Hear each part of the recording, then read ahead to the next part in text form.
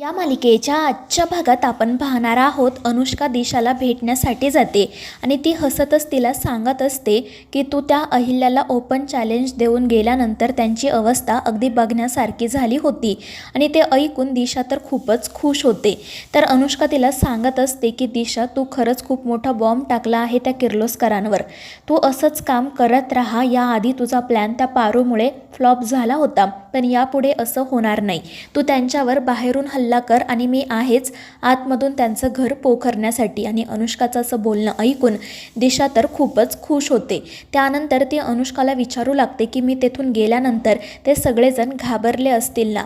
मात्र अनुष्का म्हणत असते की नाही दिशा, असं काही घडलेलं नाहीये।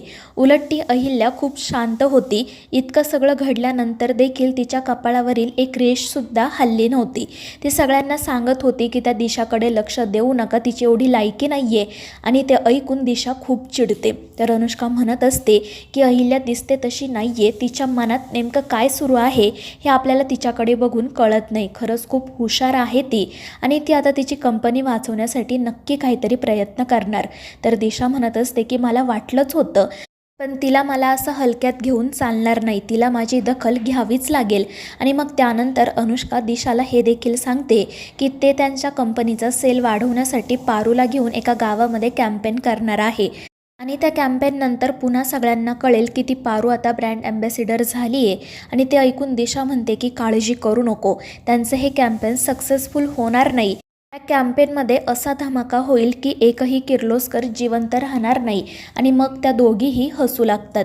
दुसरीकडे सावित्री पारूला सांगत असते की आपण लगेच अहिल्या मॅडमला अनुष्का मॅडमबद्दल सांगायला हवं। अहिल्या मॅडम तुला मुलगी मानतात, त्या नक्की तुझ्यावर विश्वास ठेवतील, कारण त्यांच्यासाठी सगळ्यात महत्त्वाचं त्यांचं कुटुंब आहे। मात्र पारू म्हणत असते की सावित्री आत्या, तुम्हाला काय वाटलं, हा विचार माझ्या मनात येऊन गेला नसेल का? मात्र अनुष्का मॅडमला माझ्या आणि आदित्य सरांच्या लग्नाचं सत्य माहिती आहे। जर मी त्यांच्याबद्दल देवी आईंना काही सांगायला गेले ना, तर त्या माझं सत्य देवी आईंना सांगतील आणि मग त्यानंतर पुढे काय घडेल हे तुम्हाला वेगळं सांगायची गरज नाही। आदित्य सर देखील माझ्यावर नाराज होतील आणि देवी आई तर मला इथून जायला सांगतील, पण मला माझ्या या किर्लोस्कर कुटुंबापासून दूर जायचं नाहीये। त्यामुळे मी त्या अनुष्का मॅडमबद्दल आत्ताच देवी आईंना काही सांगू शकत नाही। पण हे सुद्धा खरं आहे की त्या अनुष्का मॅडमला मी माझ्या माणसांपर्यंत पोहोचू देणार नाही। त्या माझ्या माणसांना काही करू शकणार नाही, कारण त्यांना जर किर्लोस्कर कुटुंबाला काही करायचं असेल तर आधी माझा सामना करावा लागेल।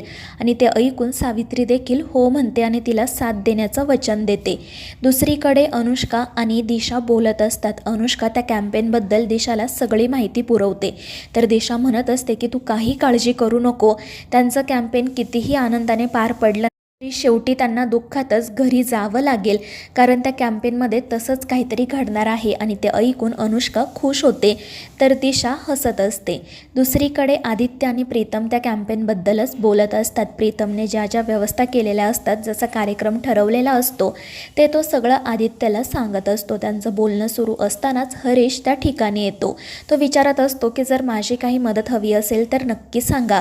आणि त्यावर प्रीतम म्हणतो की तुझी मदत हवी आहे ना, तू आता लवकरात लवकर ते डोळे नेमके कोणत्या मुलीचे आहेत ते शोधून काढ, कारण मला माझ्या भावाची अवस्था बघवत नाही। आणि ते ऐकून आदित्य लाजून खाली मान घालतो। तर हरीश म्हणत असतो की आदित्य सर, मी लवकरच ती मुलगी कोण आहे हे शोधून काढेल। आणि मग त्यानंतर तो आदित्यची पुन्हा एकदा माफी मागतो। तो म्हणत असतो की माझ्यामुळे तुमच्या जीवावर बेतलं होतं, मला माफ करा। तर आदित्य म्हणत असतो की हरीश, आता तू माफी मागू नको, जे काही घडलं ते आपण सोडून देऊ आणि पुढे जाऊ।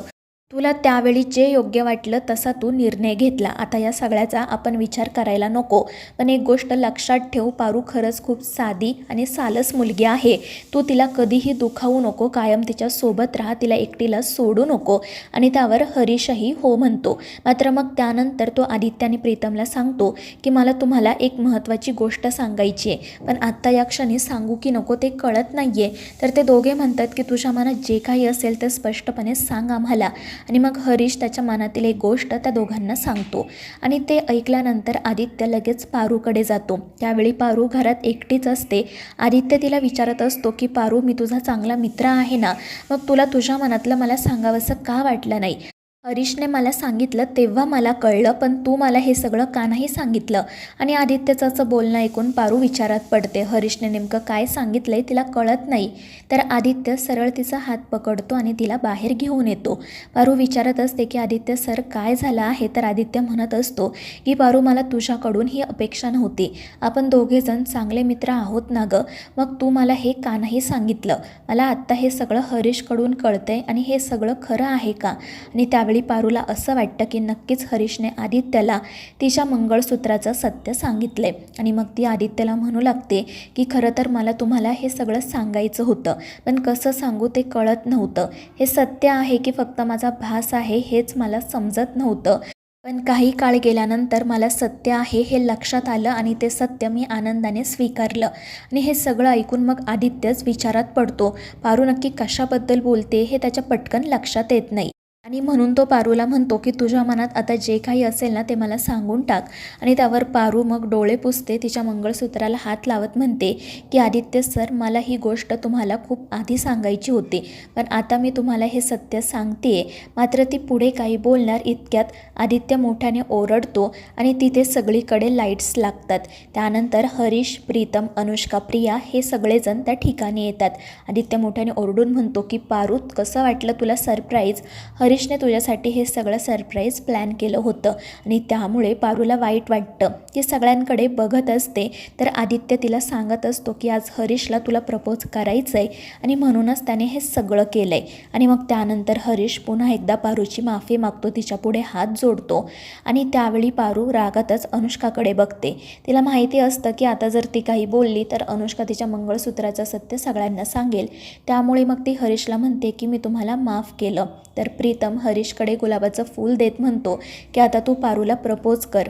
आणि त्यावर तो देखील लाजून हो म्हणतो. तर अनुष्का आणि प्रिया प्रीतम आणि आदित्यला सांगतात की आता आपण इथून जाऊयात, त्यांना त्यांची प्रायव्हसी देऊयात. आणि मग त्यानंतर अनुष्का प्रीतमला आणि आदित्यला तेथून जायला सांगते. आदित्य मात्र पारूकडेच बघत असतो, पण अनुष्का त्याला तेथून घेऊन निघून जाते. तर पारू देखील तेथून जाण्यासाठी निघते. मात्र हरीश तिला थांबवत विचारतो की तू तुझ्या मनातलं सत्य आदित्य सरांना सांगणार होतीस ना? पण त्यावर पारू काही उत्तर देत नाही. तो हरीश म्हणत असतो की पारू, तुला काय वाटतं आदित्य सर काय तुझ्या प्रेमात आहेत का? अगं ती किती मोठी माणसं आहेत तुला कल्पनासुद्धा नाही. आणि ते तुझ्यासारख्यांवर तर कधीच प्रेम करणार नाही. ते फक्त वापर करतील आणि नंतर सोडून देतील. आणि हरीशचं असं बोलणं ऐकून पारू तर खूप चिडते. तर हरीश सरळ तिच्या मंगळसूत्राला हात लावतो, मात्र पारू ते घट्ट पकडून ठेवते. हरीश म्हणत असतो की मला वाटलंच होतं त्या आदित्य सरांच्या नावाचं मंगळसूत्र तू अजूनही गळ्यात घातलं असणार, पण आता तुला हे मंगळसूत्र काढावं लागेल आणि माझ्या नावाचं मंगळसूत्र गळ्यात घालावं लागेल. पण पारू चिडून म्हणते की ते कधीही शक्य होणार नाही, कारण मी तुमच्याशी लग्न करणार नाही.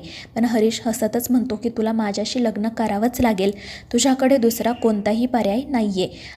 आणि मग तो पारूला असंही सांगतो की उद्या त्या गावामध्ये कॅम्पेन आहे, मात्र तू त्या कॅम्पेनसाठी जायचं नाही, कारण मला माझ्या होणाऱ्या बायकोचा तमाशा मांडायचा नाही आहे.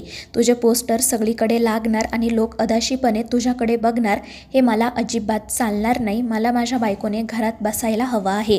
त्यामुळे आपलं लग्न झाल्यावर तू तुझं हे मॉडेलिंग बंद करायचं आणि उद्याच तुझ्या देवी आईंना सांगायचं की मी त्या कॅम्पेनसाठी येणार नाही. आणि हरीशचं हे बोलणं ऐकून पारूला तर धक्काच बसतो, पण ती काही उत्तर न देता तेथून निघून जाते. दुसऱ्या दिवशी मग सगळेजण त्या कॅम्पेनची तयारी करत असतात. आदित्य तर खूपच आनंदात असतो. तितक्यात पारू त्या ठिकाणी येते. तर अहिल्या तिला सांगत असते की पारू, उद्या तू पुन्हा एकदा घराघरामध्ये पोहोचशील, सगळ्यांना कळेल की तू पुन्हा एकदा आपल्या कंपनीची ब्रँड ॲम्बॅसेडर झाली आहेस ते. आणि त्यावेळी पारू खाली मान घालून अहिल्याला आणि इतरांना हे सांगते, देवी आई, उद्या मला त्या गावात यायला जमणार नाही. तुम्ही प्लीज पुन्हा एकदा विचार करा मला ब्रँड ॲम्बॅसेडर करायचं की नाही त्याचा, कारण मला आता हे काम नाही करायचं. आणि पारूचं हे बोलणं ऐकून घरातल्यांना तर मोठा धक्काच बसतो. आदित्य खूप चिडलेला असतो. तो म्हणत असतो की पारू, अगं हे सगळं तुझ्यासाठी चाललं आहे. पण पारू म्हणत असते की आदित्य सर माफ करा, पण आता मी हे काम नाही करू शकणार. तर मित्रांनो, या मालिकेच्या पुढील भागांच्या अपडेट्ससाठी आपल्या चॅनेलला सबस्क्राईब करा.